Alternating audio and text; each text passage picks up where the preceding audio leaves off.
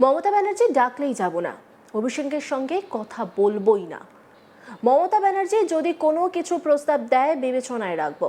আগে মমতা ব্যানার্জিকে জিততে দিন, তারপর কি হয় দেখব। রেজাল্ট বেরোনোর আগেই অন্য সুরে কথা বলছেন হুমায়ুন কবির।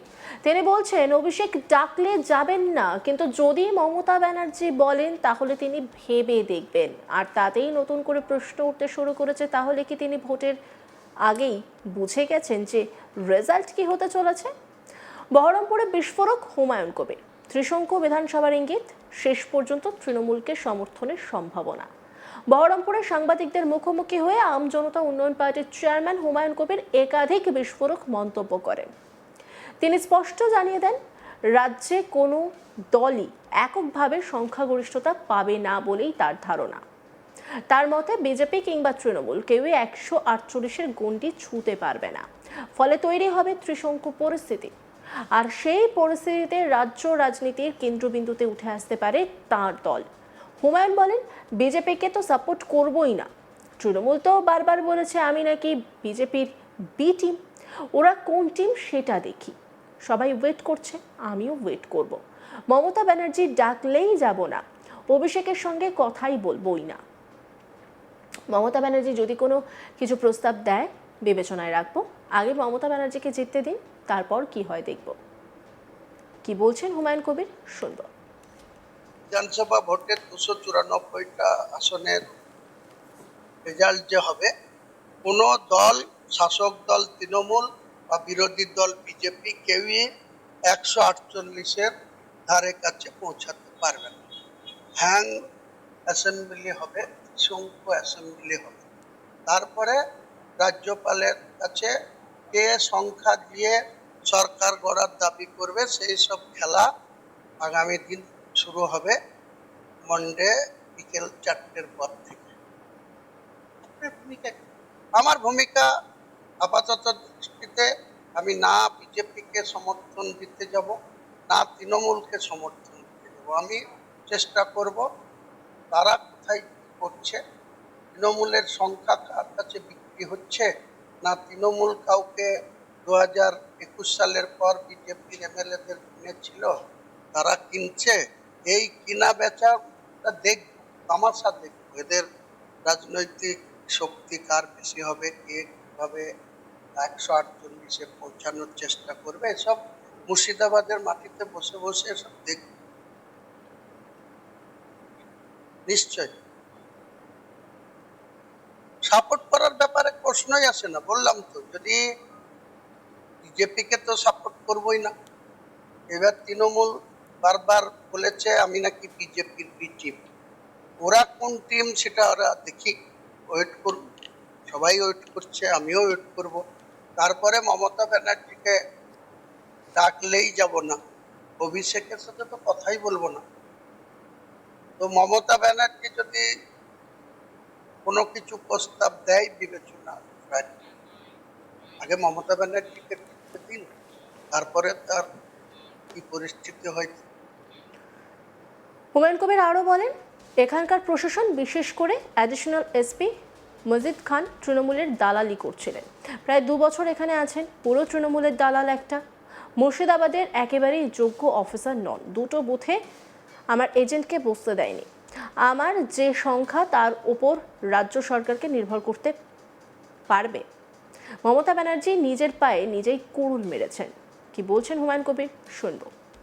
বিশেষ করে অ্যাডিশনাল এসপি মজিদ খান এ তৃণমূলের দালালি করছিল পরে, এর আগে থেকে 2 বছর প্রায় এখানে আছে। পুরো দালাল একটা তৃণমূলের। ওর কোনো নিরপেক্ষ দৃষ্টিভঙ্গি নাই, ওর চেহারাটাই আছে, কাশ্মীরে বাড়ি। মুর্শিদাবাদের যোগ্য অফিসারই নাও।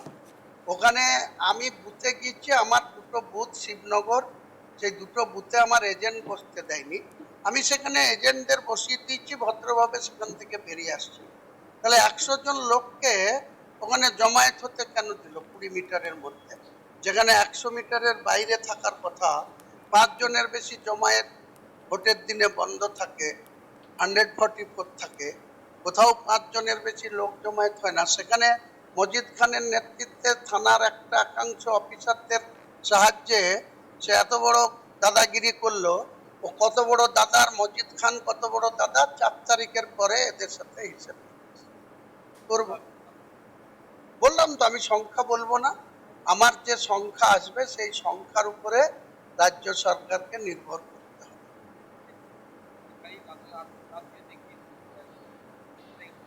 পাগল হয়ে গেছে পাগল, নালে প্রত্যেকটা ভোটে ভবানী কালীঘাটের বাড়ি থেকে 4টের সময় বেড়ায় আর ভোটটা দিয়ে এসে আবার বাড়িতে থাকে। এবার সকাল 8টা থেকে সারাদিন ঘুরে বেড়িয়েছে অলিতে গলিতে পাগলামি। তারপরে মুখ্যমন্ত্রীর আজকার কেউ লোক নাই, আশপাশে এত লোক ছিল, তাহলে তাকে আপনার এতে স্ট্রং রুমে যেতে হচ্ছে। এর থেকে দুর্ভাগ্য কি হতে পারে? রাজ্যের সর্বোচ্চ এখনো কেয়ারটেকার মুখ্যমন্ত্রী। আমরা তো এখনো বহরমপুরে 5টা আমাদের কনস্টিটিউশন কাউন্টিং হবে, বেলডাঙ্গা, হরিয়ারপাড়া, নওদা, রেজিনগর আর বহরমপুর। 5টার মধ্যে 4টে সিট আমরা জিতবো, নওদাও জিতবো, বেলডাঙ্গাও জিতবো, হরিয়ারপাড়াও জিতবো, রেজিনগরও জিতবো।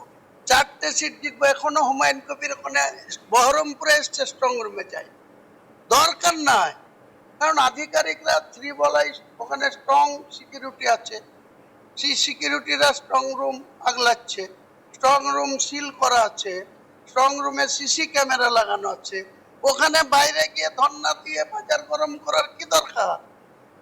কি দরকার? মমতা ব্যানার্জি পাগল হয়ে গেছে, পাগলের ক্লাব বকছে। আট পরে শাড়ি পরে বাড়িতে থাকে, সেই শাড়ি পরে দেখাতে গেছে, নাটক করতে গেছে, দেখো আমি কত পরিশ্রমী। ওসব করে আর কোনো লাভ নাই। মমতা ব্যানার্জি নিজের পায়ে নিজের কুড়ুল মেরেছে। 4টা ডিসেম্বর হুমায়ুন কবিরকে সাসপেন্ড করে দিয়ে সেই দিন যে নিজের পায়ে কুড়ুল মেরেছে সেই কুড়ুলের জবাব মমতা ব্যানার্জিকে, হুমায়ুন কবিরকে যারা পছন্দ করে, হুমায়ুন কবিরকে যারা ভালোবাসে, হুমায়ুনকে যারা শ্রদ্ধা করে, তারা মমতা ব্যানার্জির দলকে জোড়া পায়ের লাত মেরেছে। মমতা ব্যানার্জি ডাকলেই যাব না, অভিষেকের সঙ্গে কথা বলবোই না।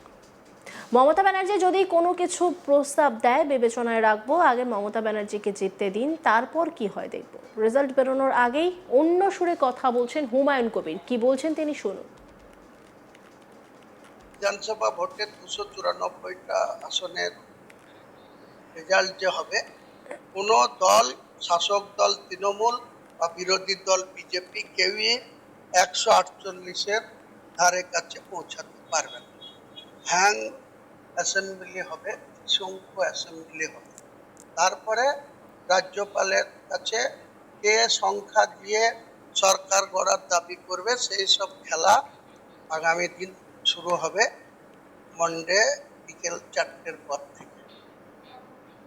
অন্যান্য খবরে আপডেটের জন্য অবশ্যই নজর রাখুন আজ তাক বাংলার ইউটিউব স্ট্রিমিংয়ে। লাইক, কমেন্ট, শেয়ার এবং সাবস্ক্রাইব করতে ভুলবেন না।